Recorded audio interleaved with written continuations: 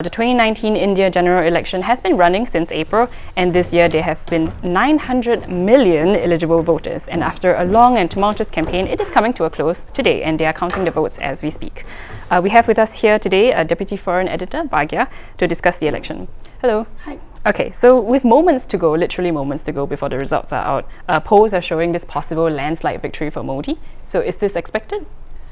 Actually, it's more than moments. Okay. Yeah, so part of this result, and that's why it's so controversial, is that a certain percentage of votes are going to be tallied with the paper trail that they've generated.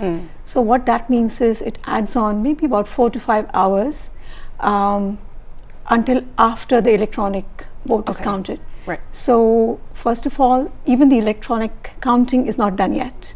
That's underway. And then after that, you add on more for the paper tallying, which is basically a measure against fraud. Right.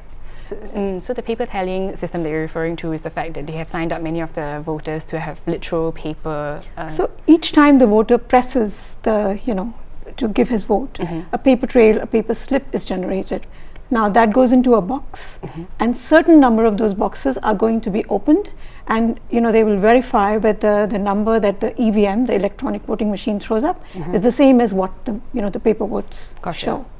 I see. So that's what is adding this extra time element. I see. But I think by now the results are sort of fairly well etched out. So you do have BJP in a very commanding position. On their own, they can form the government. Right. So that would be out of 542 seats for which the election was held in Indian Parliament. You needed 272 votes to be, clinching a majority. Right. And in this case, BJP by itself is nearly 300 seats. Okay. So given that they have the majority on their own, with their allies, that tally is going to go up to maybe 350. I see. So you have a government, very comfortable. Basically. Exactly. Congress, not so well. So the last time in 2014, they had 44 seats. This time, they are set to be leading in about 50 or so seats. Okay. And when you look at the alliance that the Congress is part of, then you take that to about 89, 90 seats. It's still short of 100. So at this point, it's anyone's game. Well, it's very clear BJP is coming back, and it's a pretty historic win for Prime Minister Narendra Modi. I see. So, sorry. So, what reactions do you think, if let's say Modi's party does win, what reactions do you think the crowd is going to give? Well, I think the crowd is pretty wild. The BJP supporters, I think you can see them gathering in places. You can see the tweets go out.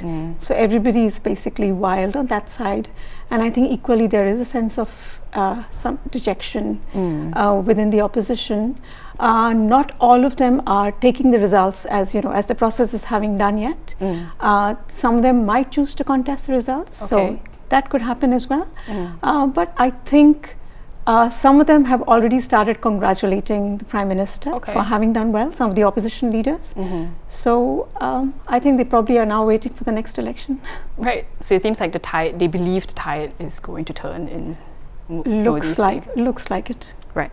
So because this campaign was a little bit fraught with tension, because certainly was. A lot of spats between Modi and Gandhi, which is the opposition side. So if Modi does win, and with the political climate currently as it is in Southeast Asia, should we be worried about any tensions, political instability? Yes, it was a very negative campaign. So many people have noted that, and there was name calling and all that. Tensions were generated because of it. But whether it's going to translate into the kind of instability, for instance, or the tensions you saw in Jakarta just yesterday or the day before, it does look unlikely at this point.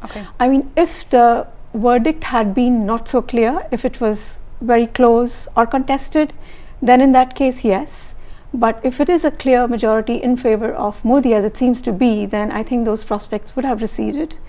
That said, perhaps there could be some tensions in certain parts. After all, even during the campaign, it was pretty tense in some parts of the country. So I think some of that could be resurrected, and hopefully measures are in place, that it doesn't go beyond, people feeling unhappy. And I see. So if Modi does continue his sort of reign, so to speak, what do you think the changes will be in society? Will there be any major changes? Well, at this point, there is some sort of apprehension in the minds of minorities. Okay. So now the BJP is, as you know, a nationalist party and with a very large Hindu voter base. So given that situation and given the fact that India does have millions of people, say, you know, one of the largest Muslim populations in the world. So given that there is some concern on that aspect, and I think even in Mr. Modi's first term, there have been well-documented incidents which caused concerns. There were instances of lawlessness. So that, I think, at the moment is the biggest area of concern. When it comes to other things, for instance, the economy, if you say believe in the stock markets, then I think the Bombay Stock Exchange hit, I think, 40,000 today, which is an all-time record. Right. The National Stock Exchange also won very high points. So the economy-wise, perhaps there isn't that much concern. On foreign policy front, I think this government can be expected to continue on the path it is now. They're trying to cultivate good relations with both the US and China, which is in some ways new for India. This was Modi's initiative, and it seems to be going down well. Okay. Well, thank you for sharing your insights with us, Bhagya.